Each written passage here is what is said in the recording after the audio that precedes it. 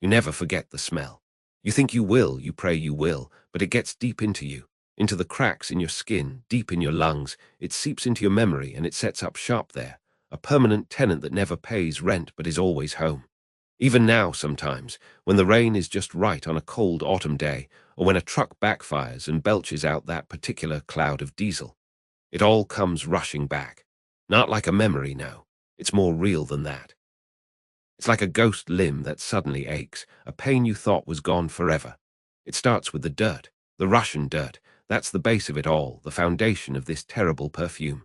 We came off those train cars, boys from cities and farms, everything clean, or at least clean enough. The smell of home was still on our wool coats, maybe a little soap, the scent of the station platform of civilization. And then you stepped out and it hit you. It wasn't a smell that drifted to you, it was a wall. A solid, physical thing that slammed into your face, filled your nostrils, your mouth. You could almost feel it with your hands, it was so thick. It was the smell of the earth, but not like any earth I'd ever known. This was black earth. Che-yer-er-en or ze-yer-em they called it, incredibly rich, but churned up by 1,000 shells, 1,000 boots, 1,000 tracks of panzers and trucks. It was a ripe, sweet smell, like rotted fruit mixed with wet clay, and underneath it, always, the sharp, chemical bite of cordite from the explosions, the taste of gunpowder that settled on your tongue like metallic dust. That was the constant. But it changed, oh, it changed with the seasons, and each season had its own special kind of hellish aroma. The winter stole all the wet smells away and replaced them with something just as cruel. The cold had a smell, a clean metallic scent like licking a frozen piece of iron. The air was so sharp it hurt to breathe, and it carried the smell of frozen pine trees from the forests, a scent that would have been beautiful if it wasn't the backdrop for so much dying. Your breath would freeze on your scarf, and you'd smell your own fear, your own exhaustion, a little icy mask of your own stink right in front of your face. Then came the spring, the Rasputitsa, the mud. The thaw was worse than the freeze. All that snow melted and mixed with that black earth, and the whole world turned into a sucking, bottomless swamp. And with the thaw came the smells that had been frozen in time. The ground gave up its dead, both men and beasts, and the air became thick and heavy with a swampy, rotten sweetness, a smell of decay that was so powerful it felt like you were drinking it. You'd slog through mud that came up to your knees, and each step would release a new puff of that stench, the smell of a world coming apart at the seams. And through it all, there was the smell of us, the living. That's a smell you get used to, but you never forget it either. It's the smell of unwashed bodies, months on end without a proper bath. It's the smell of wool uniforms that never, ever dried out, just stayed damp and sour, clinging to you like a second skin. It was the smell of leather from our boots and straps, soaked with sweat and mud. And it was the smell of our cheap tobacco, that awful machoka stuff we'd roll into cigarettes with newspaper, a harsh, acrid smoke that was better than smelling everything else, if only for a few minutes. That was the smell of my buddies, of Hans and Klaus and little Erich, who was only 17. It was a smell of companionship in a strange way. You'd de-huddle in a foxhole, and you'd smell the man next to you, and it was a comfort, a sign that you weren't alone in this nightmare. Then there were the machines. The greasy, smoky smell of the panzers, the stink of diesel fumes that would catch in your throat and make you cough. The sharp, clean scent of gun oil when you cleaned your rifle, a small, precise ritual of maintenance that felt like the only orderly thing in a world of chaos. And I'll never forget the smell of my machine gun, my MG-34, after a long firefight. The barrel would be so hot it would singe the air, giving off a hot, metallic scent, like an iron left on a stove. You de-smell that and you'd know you were alive, for another few minutes at least. These smells, they didn't just stay outside. They got into everything. They clung to your hair, no matter how short you cut it. They seeped into the pores of your skin. You'd try to eat your slab of black bread and your thin stew, and you'd taste the cordite and the mud. You'd lie down to try to sleep, and the smell of wet wool and your own filth would be your blanket. It became a part of you. You carried the Eastern Front with you, a walking, breathing piece of that damned front line. But all of that was nothing compared to the smell of death. There is no describing it to someone who hasn't experienced it, and God willing, no one else ever should. It's a smell that bypasses your nose and goes straight to the back of your brain, to the most primitive part of you that screams, danger, poison, run. It's a sweet smell, but a sickly sweet, cloying, heavy. It's the smell of a human body, a friend, an enemy, it didn't matter, left out in the open. In the summer, it would come fast. The flies would swarm, a black, buzzing curtain over what was once a man. You'd see the bodies bloat, the uniforms stretched tight, and the smell, it was like rotten meat, but 1,000 times worse because your mind knows this was a person. You could taste it. It coated your tongue, a greasy, foul taste that no amount of water could wash away. It got into your food. You'd be forcing down your rations, trying to keep your strength up, and a gust of wind would bring that smell right to you, and your stomach would clench, and you'd have to fight, physically fight, not to vomit. Eating became a battle in itself. And it wasn't just the men. The horses, the poor horses. They were everywhere, huge, bloated carcasses lying in the fields, their legs sticking straight up in the air. The smell of a dead horse is different, more pungent, earthier than a man, but it was still death. You'd see a cart full of wounded, and the horse would take a shell fragment and collapse, and the driver would have to cut it free, and there it would lie, this magnificent creature, now just another source of that unbearable stench. That smell followed you into your dreams. You'd close your eyes, desperate for a few minutes of escape, and you'd find yourself back in the trench, the smell all around you, choking you. It was a smell that stole your hope.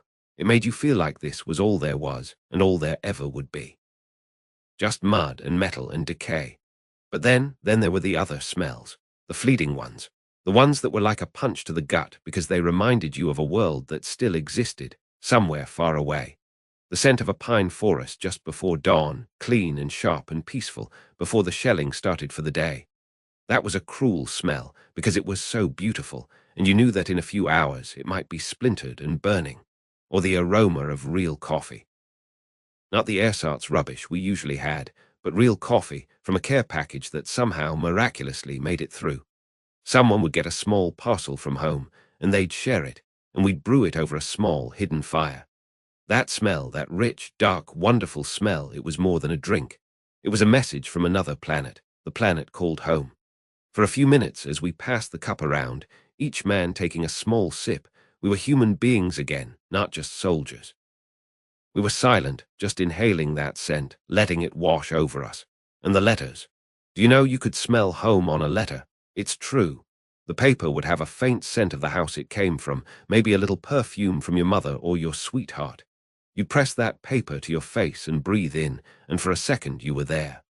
You were sitting at the kitchen table, you were walking down your street. It was the most painful smell of all, because it was a reminder of everything you were missing, everything you might never see again. We were just kids, really. I was 20 when I went east. We tried to keep our spirits up with dark jokes. We'd call the lice that infested our clothes the partisans, always launching surprise attacks. We joked that the smell was our secret weapon, that we could just stand upwind of the Russians and they'd surrender. It was a brittle kind of humor, but it was all we had. The fear was a constant companion, a cold lump in your belly. It had a smell, too, the smell of your own sweat when the shelling started, a sharp, scared sweat different from the usual grimy sweat of marching. You'd see men break. Sometimes quietly, just a man staring off into the distance, never speaking again. Sometimes screaming, crying. You never judged them. You just hoped you wouldn't be next. You clung to your friends. Your squad was your family, your whole world. When one of them fell, it was like losing a brother. I remember when Hans got hit. It was a sniper. One minute he was next to me, joking about the mud, the next he was on the ground. There was no great heroic last word. He just looked surprised, and then he was gone. And the smell of his blood was warm and metallic, mixing with the mud. We buried him as best we could, but you always wondered if the next shell would dig him up again. You stopped thinking about the grand strategy, about the fatherland, about any of that nonsense. You thought about the man next to you.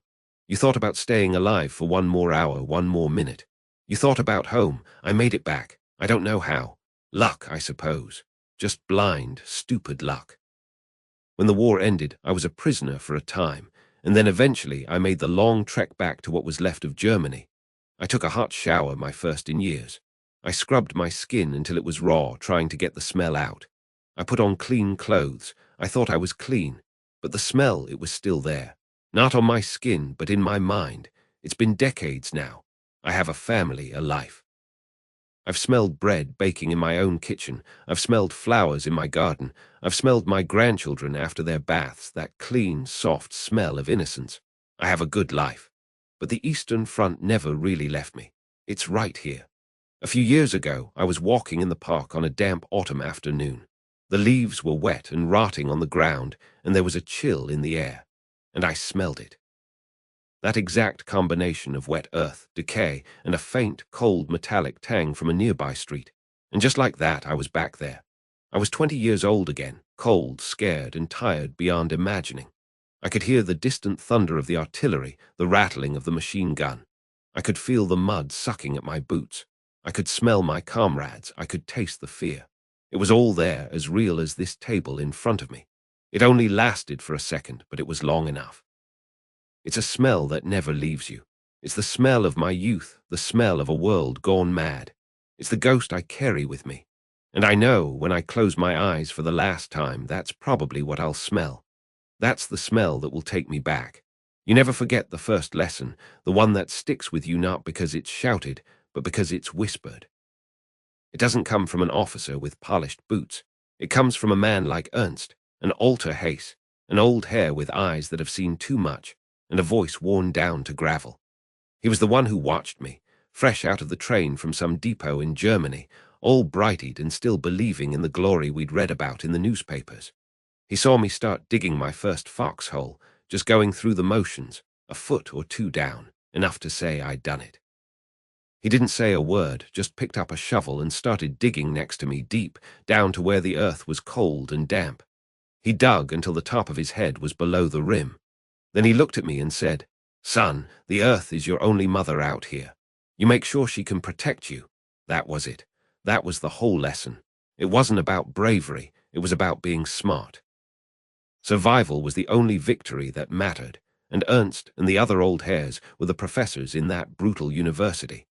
They had their superstitions, little rituals that seemed silly until you saw a man who'd stopped doing them get hit. A lucky charm, a tarnished saint. Christopher Medal dug out of the mud somewhere in France that a man would kiss before dawn stanto. A specific, almost religious way of cleaning your rifle, taking apart the bolt and wiping every speck of carbon away, because a jammed rifle in a panic was a death sentence.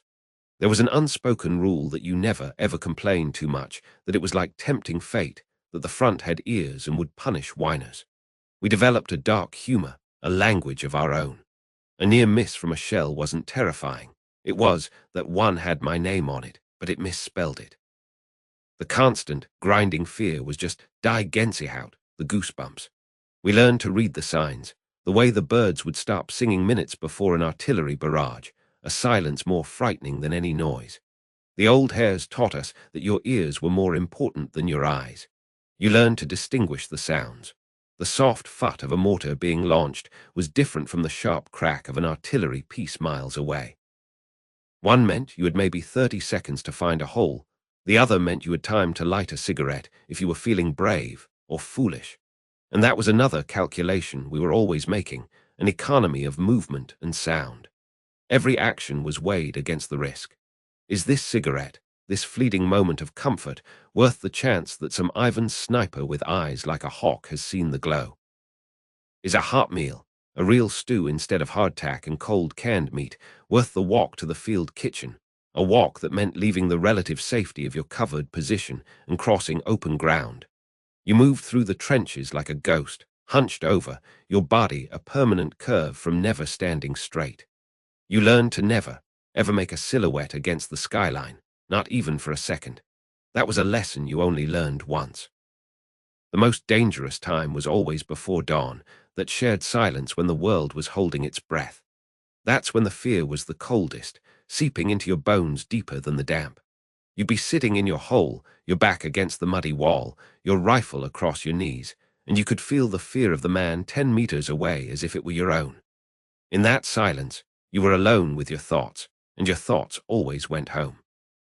You'd think of your mother's kitchen, the smell of fresh bread, the sound of your father's voice, something so simple and so impossibly far away.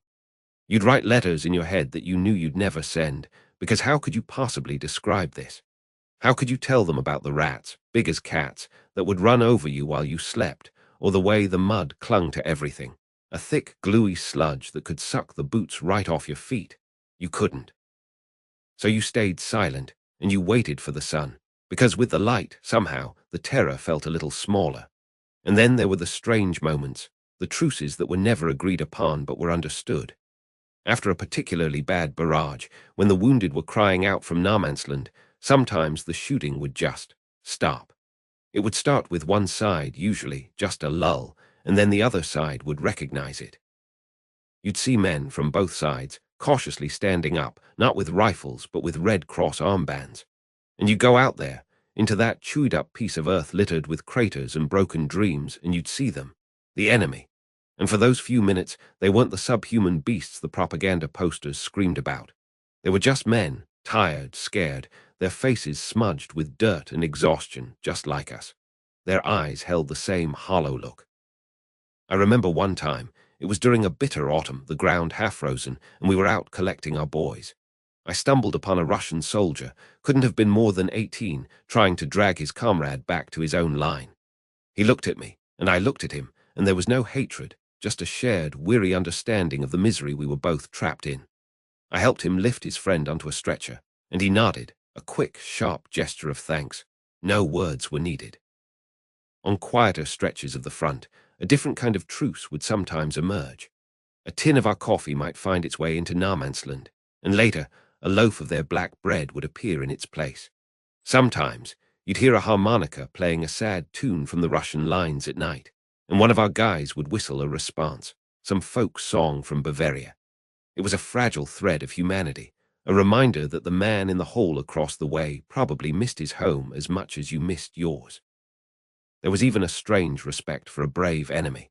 There was this one Russian sniper we called the schoolteacher, because he was so patient and precise. We hated him, of course, but it was a hate mixed with a grudging admiration.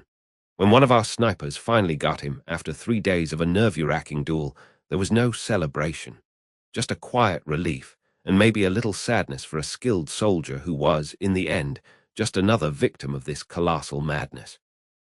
We truly shared, more than anything, was a pure, unadulterated hatred for the conditions. The mud, the rats, the lice that crawled over your body and drove you insane with itching, the cold that froze the blood in your veins, these were the real enemies.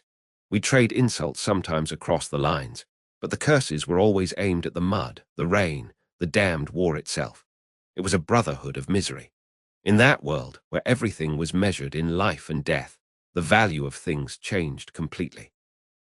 A dry pair of socks, pulled from the bottom of your pack, still wrapped in waxed paper from home, was a treasure greater than any medal. The feeling of pulling off your wet, rotting boots and slipping your feet into something clean and dry was a pleasure so intense it was almost spiritual. A warm loaf of bread, the crust still crackling from the field oven, wasn't just food. It was a taste of life itself, a reminder that there was warmth and goodness somewhere in the universe. And sleep, God, sleep. A few hours of uninterrupted sleep, where you didn't have to stand watch, where the thunder of the guns was silent, was a currency more valuable than all the Reichsmarks in Berlin. You learned to cherish routine, the small, mundane acts that anchored you to a world that made sense. Shaving with a cracked piece of mirror, using cold, muddy water, wasn't about vanity. It was about reminding yourself that you were still a human being, not an animal living in a hole. Writing a letter home, even if you had nothing to say except that you were fine and the food was okay, was an act of defiance. It was you creating a tiny pocket of normalcy, a semblance of control in a universe of chaos. You'd ask about the neighbors, the dog, the cherry tree in the backyard, things that were eternal and unchanging, things the war couldn't touch. And through it all, through the fear and the filth and the mind-numbing boredom, a realization slowly dawned on you. You weren't fighting for the fatherland, not really. That was a concept for the men in the big headquarters far behind the lines. You weren't fighting for Hitler or for some grand ideology. You were fighting for the man next to you. For Klaus, who shared his last cigarette with you during a barrage. For little Peter, the baby-faced kid from Hamburg who cried for his mother every night until he got tough, or at least learned to cry silently. For old Ernst, who taught you how to dig a proper foxhole.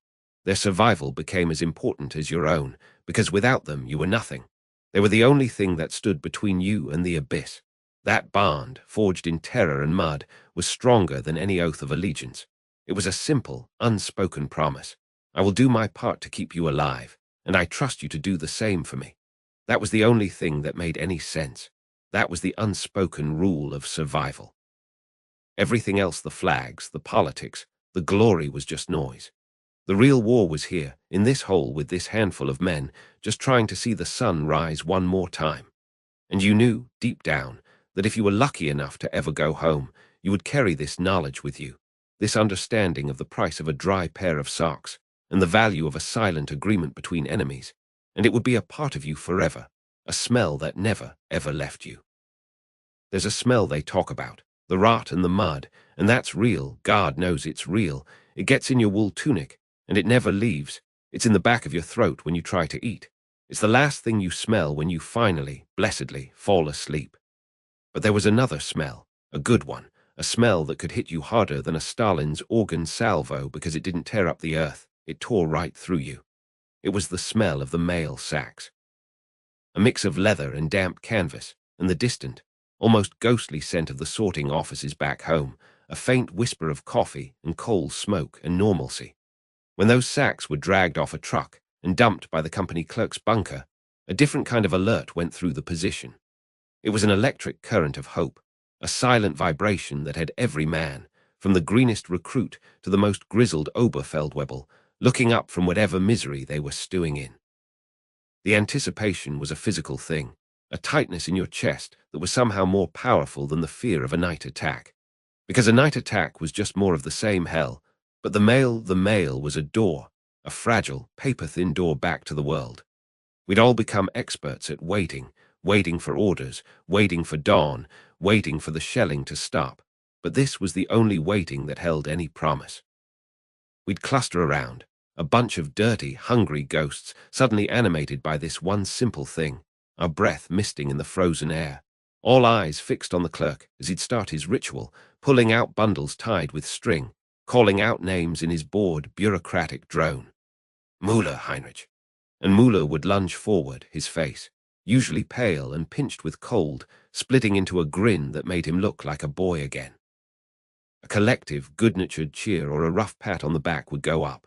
For a moment the recipient wasn't a soldier. He was a son, a husband, a father, then another name. Schultz Erich. Silence. Schultz had caught it last week outside Demayansk. That silence was its own sound, a hollow, heavy thing that sucked the air right out of the space. You'd see men glance at the ground, shuffle their boots. The clerk would just move on, his voice unchanged. Vogel, Johann. And the process would repeat. When your name was called, it was like winning a lottery where the prize was a few minutes of sanity. Your hands would be trembling, and not from the cold, as you took that precious envelope. You'd feel the weight of it, the thickness, trying to guess the contents from the feel alone. A thick letter from your wife, a thin, spidery script from your mother. You'd find a quiet spot, if such a thing existed, maybe sitting on an ammunition crate behind the log reinforcement of your dugout, your back against the cold, damp earth. You'd open it carefully, not wanting to tear a single word, and you'd breathe in that paper smell, a clean smell, a smell of home. And for 5 minutes, 10 if you were lucky, you weren't in Russia. You weren't crouched in a whole halfful of icy water. You were at your kitchen table, smelling the bread your wife had just baked. You were walking with your father in the forest behind the house. You were a person again. You'd read the words once, fast, gulping them down like a starving man, then again, slowly, savoring each syllable, each piece of mundane news about a neighbor's new calf or the leaky roof being fixed. That was the lifeline. That was everything. And then came the hard part, writing back. You'd save a precious piece of paper, smooth it out on something flat, uncap your fountain pen, the ink sometimes freezing in the nib if you took too long. And you'd stare at that blank page, and it was wider than the whole damned Russian steppe. How do you build a bridge across 1,000 miles of war?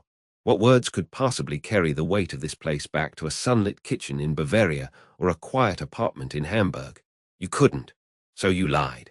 It became a conscious, deliberate act of censorship. You'd write about the weather, but only if it was decent. The sun was out today. It almost felt warm on my face. You wouldn't mention that the sun had revealed a dozen frozen corpses from the last push, men stiffened into grotesque statues in the snow. You'd write about the food. We had a hot stew today. It was very filling. You wouldn't describe the greasy, watery broth with a few chunks of anonymous meat, eaten from a cold tin mug while squatting in the mud. You'd ask 1,000 questions about home, about the garden, about the children's schoolwork, just to fill the space, to keep the reality of your existence from leaking through. You were building a fortress of normalcy around them with your words, protecting them from the horror. Because what was the point? Telling your wife about the boy from your village, Klaus, who'd had his head taken off by a shell fragment, about the way his body sat upright for a moment before slumping over. Telling your mother about the sounds the wounded make at night, a sound that's not quite human, a sound that crawls inside your skull. To share that burden would be a cruelty worse than any the Russians could dish out. It would be poisoning the well you drank from to survive. So you sanitized. You crafted a cheerful, bored soldier, a man who was just waiting patiently to come home. But sometimes, the truth would demand an outlet. I started letters I knew I could never send. I'd write them on scraps of paper late at night, by the guttering light of a candle stub. Those were the real letters.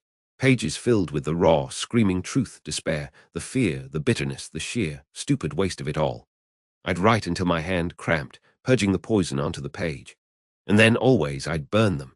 I'd watch the corners curl black, the words turning to ash, the fear of that paper being found by an officer or, worse, somehow making its way home was too great. The flame would consume my honesty, and I'd be left with the lie again, the only currency I could trade in. The worst feeling, worse than the fear of an attack, was the silence. When the mail sacks came and your name wasn't called, it was a dull disappointment. But when the sacks stopped coming altogether, or when your letters home started to go unanswered, that's when a different kind of dread set in. Your mind, which was already a fertile ground for nightmares, would start to race through every terrible possibility. Was she sick? Were the children ill? Had the bombers come? We were fighting a war on one front, but our hearts were fighting a war on two fronts. The enemy in the east was clear, a line on a map, a soldier in a brown uniform. The enemy in the west was invisible, a sound of aircraft engines high above the clouds, a news report of a city you'd never seen being firebombed. The not knowing was a torture. You'd lie in your foxhole, listening to the artillery, and instead of counting the shells, you'd be imagining your street, your house, a crater where it used to be. The silence from home was louder than any bombardment. And then, sometimes, the silence would break, but not in the way you prayed for. It would be a thin envelope, official-looking, or the handwriting would be a neighbor, S, not your wife, S. That was the true heartbreak. I remember a guy in my unit, Fritz, a big, jovial man from Cologne. He got one of those letters. He opened it, his hand steady, but then his whole body just seemed to collapse in on itself. He didn't make a sound. He just sat there, the paper fluttering from his fingers. His wife and 2 little girls were gone, killed in an air raid. Their house, the one he'd built with his father, was just gone. The war had reached out from the sky and taken everything he was fighting for. He became a ghost after that, going through the motions, and he was dead himself within a month, walking right into a machine gun nest like he wanted it. But the flip side was magic. A single sentence, scribbled by your child. Papa, I miss you. A dried flower, a forget-me-not, pressed between the pages. That tiny, fragile piece of a world that still made sense could fuel you for a week. It was a tiny, glowing ember in the freezing darkness. You de-tuck that flower into your pay book, right next to the photo, and on the worst days, during a barrage that shook the earth and promised to be your last, you'd touch it, feeling the dry, papery texture, and it was a talisman. It was a reason to dig deeper, to keep your head down, to survive for one more hour, one more day. Near the end, during the long, bloody retreat, I found a bundle of my own letters tucked away in the bottom of my pack. They were the ones I'd written before Barbarossa, back in 41, when we were still flush with victory, and thought it would all be over by winter. I read one, sitting in the ruins of some Ukrainian village, the snow falling on the burnt-out skeletons of cottages. I barely recognized the man who had written it. He was so young, so impossibly naive. He was writing about the beautiful countryside, the friendly locals, how he was seeing a part of the world he'd only read about. He was full of pride and certainty. That boy was gone. The man holding the paper was colder, harder, emptier. The war had scraped away all that softness, all that optimism, leaving behind something primal, something that cared only about warmth, food, and the man next to you. Those letters weren't just paper. They were artifacts, relics of a former self, a citizen I could never be again.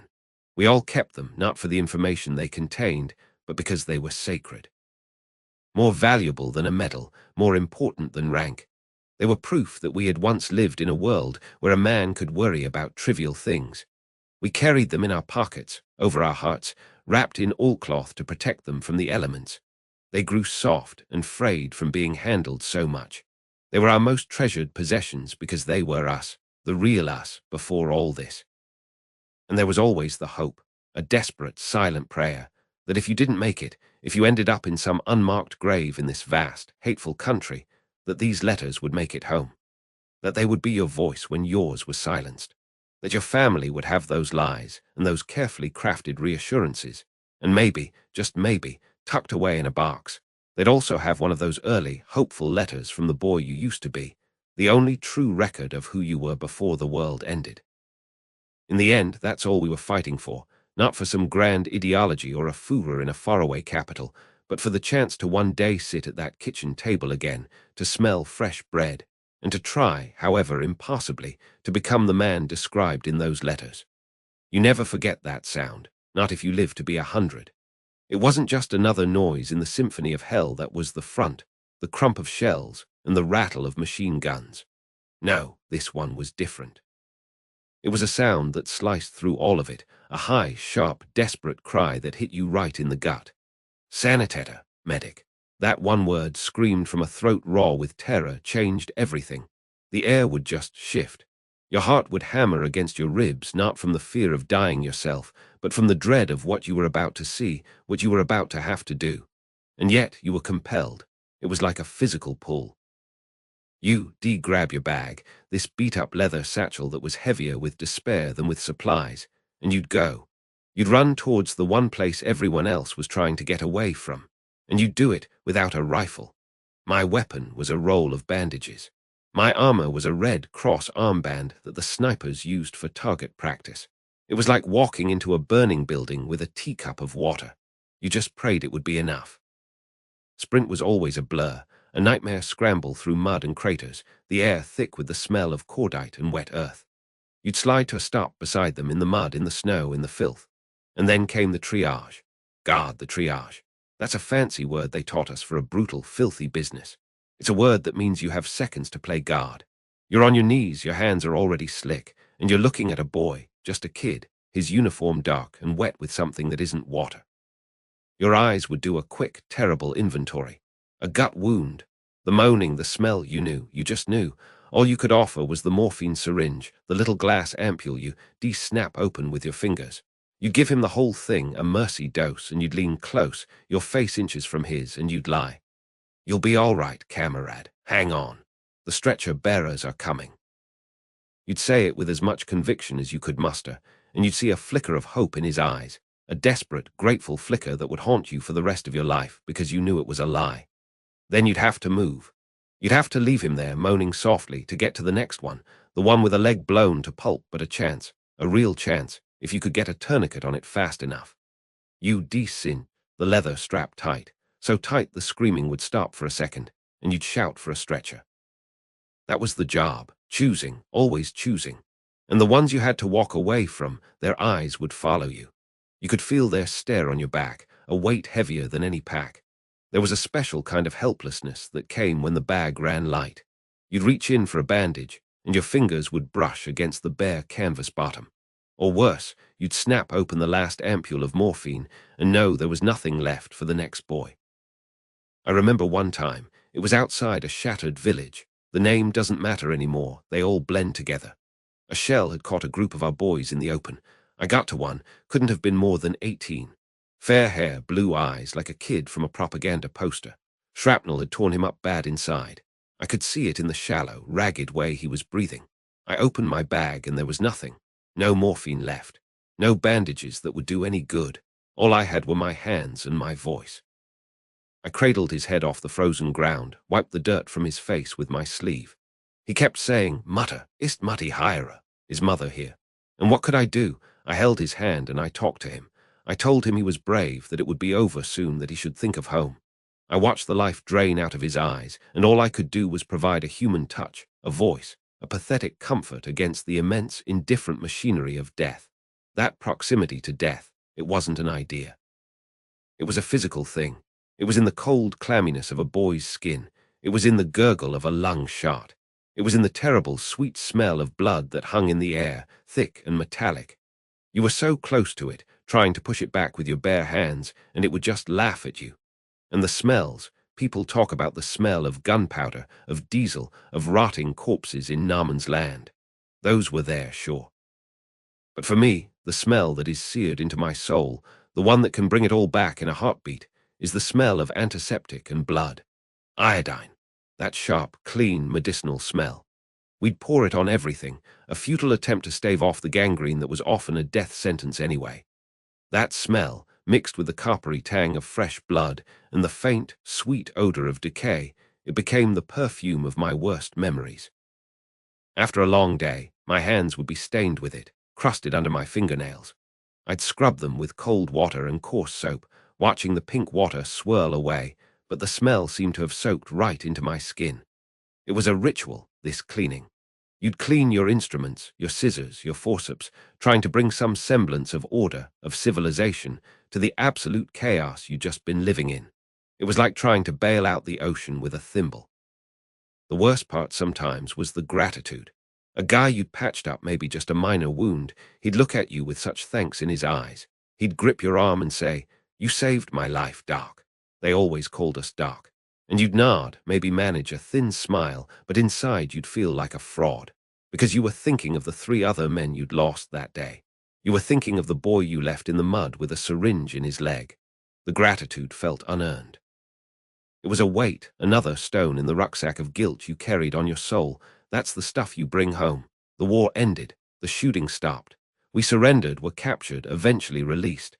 I came back to what was left of Germany, tried to pick up the pieces. I got a job, I got married, I had children. But I brought the front back with me. The faces. Not the faces of my wife or my kids, not at first in my dreams. It was the faces of the boys I couldn't save. They were more vivid, more real, than the people sitting across from me at the dinner table. I'd see that fair-haired boy asking for his mother. I'd see the look in the eyes of a veteran, an older soldier, a family man probably, who knew he was done for but held my gaze with a strange, quiet dignity as I tried to stop the bleeding. They were my constant companions. I took an oath, you see, when I became a medic, to save lives, to alleviate suffering. But how do you reconcile that oath with the meat grinder of the Eastern Front? How do you square do no harm with being part of the very machine that was causing all the harm? I was a cog, a tiny, helpless cog trying to clean up the blood that the other cogs were spilling. It's a contradiction that sits in your chest and never quite goes away. Once, years after the war, I was on a train. An older man sat down opposite me. We didn't speak for a long time. Then he pulled out a cigarette, and I saw the way he held it, a certain tremor in his hand that I recognized. And I saw a faint, faded scar peeking out from under his shirt cuff. He caught me looking. He didn't say a word. He just looked back at me, and his eyes, they had that same 1,000-yard stare, that look of having seen too much. He gave a tiny, almost imperceptible nod. I nodded back. We sat in silence for the rest of the journey, but it was the most profound conversation I've ever had. It was the silent recognition of a shared burden, an understanding of a particular kind of hell that words could never, ever describe. We were the ones who ran towards the cries, armed with bandages and hope, and we were the ones who were left with the ghosts. They never really leave you, you know. The faces, the smells, the feeling of helplessness. It becomes a part of you, a quiet, permanent winter in your soul. And all you can do is learn to live with the cold. You never forget the faces. That's the first thing they don't tell you. You think you'll remember the battles, the names of the towns, and you do, in a fuzzy, nightmarish sort of way. But the faces, they're etched into you, sharp and clear. Especially the new ones. They showed up that evening, a handful of boys dumped from a truck, their uniforms still smelling of Supply Depot wool and home, their faces so open and scrubbed clean it almost hurt to look at them. Fresh meat. That's what we called them, not to be cruel, but because it was the truth. a stark, ugly truth that kept us from getting attached. I saw my own reflection in their wide eyes, that same shaky mix of trying to be brave and trying not to piss yourself that I must have had 2 long years ago. It felt like a lifetime. It was a lifetime. They moved all wrong, clanking their shovels against their canteens, their boots seeming to find every dry twig on the ground. Each clumsy sound was a flare waiting to happen, a mortar round searching for its mark, and it was my job, again, to turn these children into ghosts, to teach them how to move without a sound, how to breathe without drawing attention from God and everyone else on this God-forsaken front. The arithmetic of it was the worst part. You'd count them, these 5 new faces, and you'd know with a cold certainty that sat in your gut like a stone that the odds said one, maybe 2 of them wouldn't see the end of the week. It wasn't a question of if, but who. And you had to lead them out there tonight. So we started the ritual, my ritual. In the half-light of the dugout, with the earthy smell of damp soil and wood smoke thick in the air, I went through the motions. It was more than just checking gear. It was a kind of prayer. The cold, familiar weight of the MP40, the slick oil on the bolt, the click of the magazine seeding home. Running my fingers over the seam of my gas mask canister, feeling for cracks I knew weren't there. Tying my bootlaces tight, double knotting them. Each motion was a step away from the trembling animal inside me and towards the calm, hardened veteran they needed me to be. I watched the new boys fumble with their own kits, their hands shaking. I walked over, my voice low, stripping away any warmth, any comfort. It had to be blunt. Listen up. From this moment on, you are not men. You are shadows. You make a sound, you kill us all. You see something, you don't shout, you tap my leg. You move when I move, you stop when I stop. You hesitate, you're dead. Understood? They just nodded, those pale, young faces swallowed by the darkness inside their helmet liners. Then came the worst part, the waiting. That last minute before moving out into no man's land. You're standing there in the trench, the cold seeping through your greatcoat, and you can feel the fear coming off the boys like a heat haze. It's a physical thing in the air. In that silence, every man is alone with his thoughts, with his God, with the image of his mother's face or his girl back home.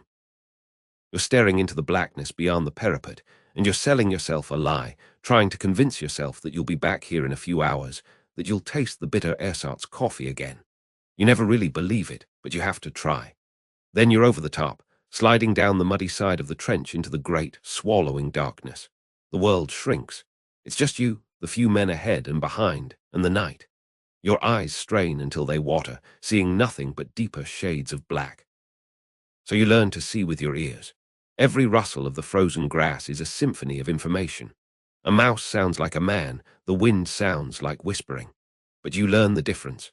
You learn to taste the air, that foul cocktail of cordite, rot, and cold mud that was the signature smell of the East, a smell that gets into your wool and your hair and your soul and never, ever leaves you. It's the smell of death, long past and yet to come. And you know with every fiber of your being that out there in that same darkness, maybe 50 meters away, maybe 5, there's Ivan doing the exact same thing. He's listening to the same wind, smelling the same stench, and his finger is on the same cold trigger. It's a deadly dance, a game of blind man's bluff where the prize is your life. We were maybe halfway to the suspected Russian outpost, a low ridge we called the Witch's Tit, when it happened. A scuffle, a sharp intake of breath, and the sickening thud of a body hitting the ground. One of the new boys, a kid named Klaus with fuzz on his chin, had tripped over a root. The sound was like a thunderclap in the silence. Everything stopped. My heart didn't just beat, it tried to hammer its way out of my chest. I froze, every muscle locked, my ears screaming for any sign that the Russians had heard. I could feel the panic radiating from the men behind me. We waited, suspended in those frozen seconds that feel like an eternity. You wait for the pop of a flare that will turn night into day and you into a perfect target. You wait for the sudden, ripping roar of a Maxim gun that will cut the lot of you in half. I held my breath, my mouth dry as dust, praying to a God I'd long since given up on. Nothing, just the damn wind. I let out a breath I didn't know I was holding and motioned to move on, my hand making a low, steadying gesture. I wanted to turn around and throttle the boy, scream at him for his clumsiness, for the 5 years he just took off my life. But all I felt was a weary, hollow pity. I'd been that boy once. The rest of the patrol was a blur of tense, silent movement. We saw nothing, which was the best possible outcome. Finding the enemy meant a fight, and a fight in the dark with green troops was a butcher's bill I wasn't willing to pay. We skirted the ridge, confirmed it was occupied by the smell of their cheap tobacco and the sound of a low cough, and began the long, careful journey back. The trip back always felt longer, every shadow seeming to hold a threat, every minute stretching out. But then you see the darker blotch against the gloom that is your own line, and you hear the low, password challenge from a sentry who sounds as scared as you are. Giving the countersign, that single, whispered word, is like being born again. You slide back into the trench, the familiar smell of earth and sweat, now a welcome perfume. The tension doesn't break all at once. It's a slow unclenching, a fist you've been holding so tight for so long that your hand aches when you finally relax it. You lean against the muddy wall, feeling a trembling in your legs that's part exhaustion, part leftover terror. Someone hands you a canteen, and the water tastes like heaven. That's when you do the count. Your eyes scan the faces, the same automatic tally you did before. 1, 2, 3, 4. I counted again. 1, 2, 3, 4. We'd gone out with 5 new men. Klaus was there, pale and shaking. The big farm boy from Bavaria was there. The quiet one with the glasses, the one who kept praying under his breath. But the fifth face, a kid named Peter who couldn't have been more than 18, with a lopsided grin, was missing. "Where's Weber?" I asked, my voice flat. The others just looked at each other, then at me, their eyes wide with confusion and dawning horror. He'd been at the back of the line. He must have gotten separated in the dark after Klaus stumbled, turned around in the featureless waste. Maybe he'd frozen, too scared to move. Maybe the Russians had a silent sentry we never heard. It didn't matter. He was gone. A cold hollow opened up inside me, a void that was heavier than any fatigue. It was my fault. I was in charge. I should have checked more often, should have tied a rope to them, should have done something, anything. The surviving replacements were looking at me, waiting for me to say something, to tell them it was okay. But it wasn't okay. A boy was lost because I led him out there. I had to swallow the grief, the bile rising in my throat, and lock it all away behind a mask of stoicism. He probably just got turned around. He'll find his way back by morning, I said, and the lie tasted bitter. I saw the hope flicker in their eyes, that desperate need to believe, and I hated myself for feeding it. I sent them to get some shut-eye, clapping Klaus on the shoulder, a gesture of reassurance that felt like a betrayal. I stayed in the trench, lighting a cigarette with hands that only now began to shake uncontrollably. I sucked the smoke deep into my lungs, the warmth a small comfort against the coldness inside. This was the cost. This was the real work of a veteran. Not the fighting, not the patrols, but this. The grim accounting of souls, the bearing of a responsibility you never asked for. You become a father, a priest, and a grave digger for boys who should be back home chasing girls and drinking beer. And you know, with a certainty that is more terrifying than any machine gun, that this is your life now. Tomorrow or the next day, there would be another patrol. There would be more fresh faces, more wide eyes, more clumsy noises in the dark. And you would lead them out again, because that was your job. You would do the ritual, you would dance in the dark, and you would come back and count the faces. And you would do it again and again, until the war ended, or until, one night, you were the one who didn't answer the roll call, the empty space in the line that some other weary veteran would have to explain. You just pray that when your time comes, it's quick, and that there's someone left to count you missing, to feel that hollow ache for just a moment, before the war moves on without you.